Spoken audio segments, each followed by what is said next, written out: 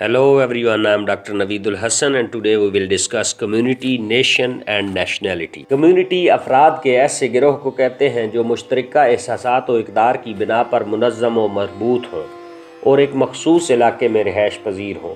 اوسبن کے مطابق افراد کا ایسا گروہ جو مخصوص علاقے میں رہتے ہوں، مشترکہ دلچسپیوں اور سرگرمیوں کے حامل ہوں اور زندگی کے تمام معاملات کے بارے میں متحدہ اقدامات کریں۔ پروفیسر میک آئیور کے مطابق کمیونٹی سے مراد تمام شعبوں میں مشترکہ زندگی گزارنا ہے۔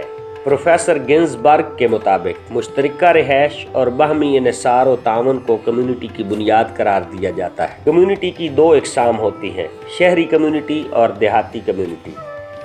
اربن کمیونٹی یعنی شہری کمیونٹی بہت بڑی ہوتی ہے۔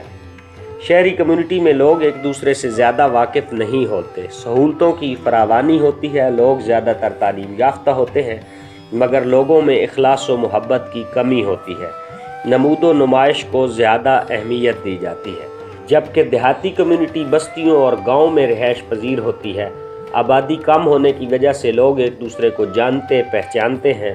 دیہاتی کمیونٹی میں تعلیم کی کمی ہوتی ہے، ضروریات زندگی کی قلت ہوتی ہے، تاہم لوگوں میں خلوص اور محبت کا رشتہ پایا جاتا ہے، سب ایک دوسرے کے دکھ سکھ میں شریک ہوتے ہیں۔ نیشن اور نیشنلٹی یعنی قوم اور قومیت علم شہریت کا اہم موضوع ہے۔ قدیم دور میں دونوں کو ہم معنی سمجھا جاتا تھا، لیکن اب دونوں کے درمیان فرق واضح کر دیا گیا ہے۔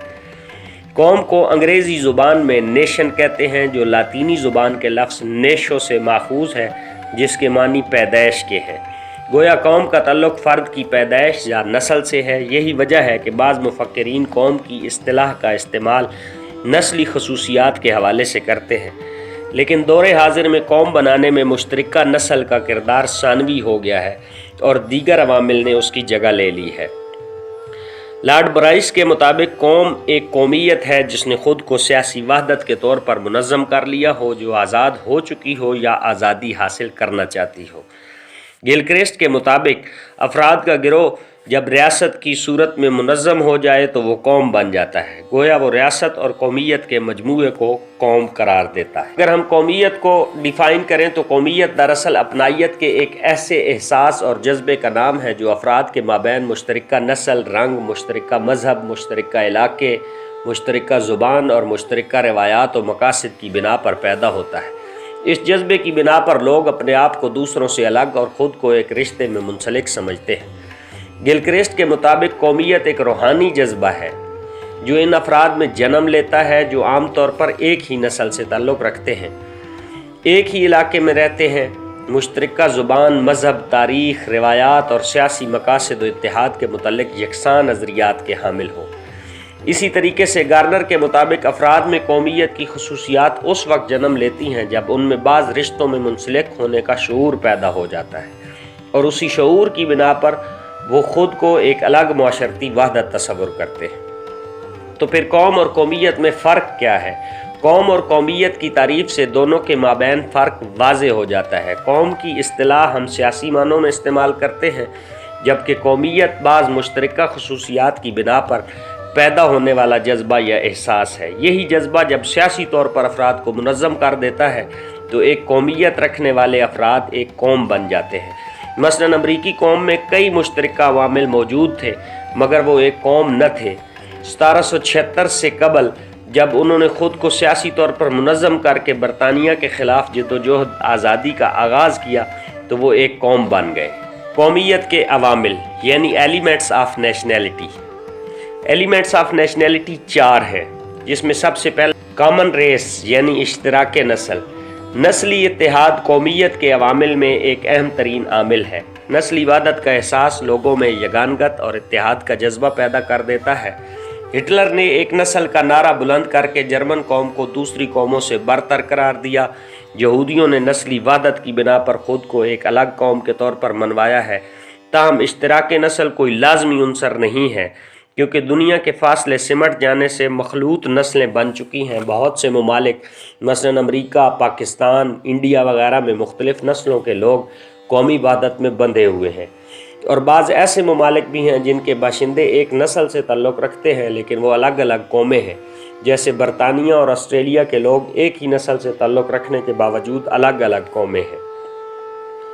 کامن ٹیریٹری یعنی مشترکہ علاقہ، ایک جگہ پر رہنے والے افراد میں تہذیبی اور ثقافتی یگانگت پائی جاتی ہے۔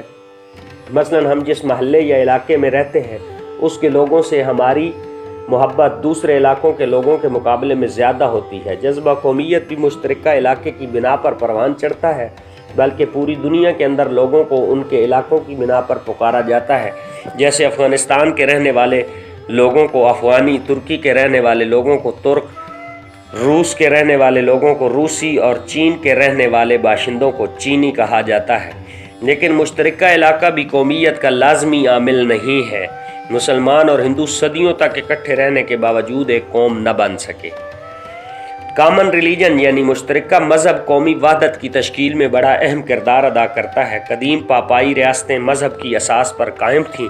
مسلمانوں کے درمیان جذبہ قومیت کی تشکیل کرنے والا واحد عنصر مذہب ہی ہے۔ اسلام پر ایمان لانے والے لوگ ایک قوم یعنی مسلم امہ کے رکن ہیں، خواہ وہ کسی بھی نسل سے تعلق رکھتے ہوں، کسی بھی علاقے میں رہتے ہوں یا کوئی بھی زبان بولتے ہوں۔ کامن پولیٹیکل ایمز یعنی مشترکہ سیاسی مقاصد بھی قومیت کی تخلیق میں ممد و معاون ثابت ہوتے ہیں، بلکہ دور حاضر کی کئی قومیں مشترکہ سیاسی مقاصد کی یکسانیت کی وجہ سے وجود میں آئیں۔ مشترکہ سیاسی مفادات نے امریکی قوم کو تخلیق کیا، اسی طرح جنوبی افریقہ کے عوام نے مشترکہ سیاسی مقاصد کے تحت قوم کا وجود حاصل کیا۔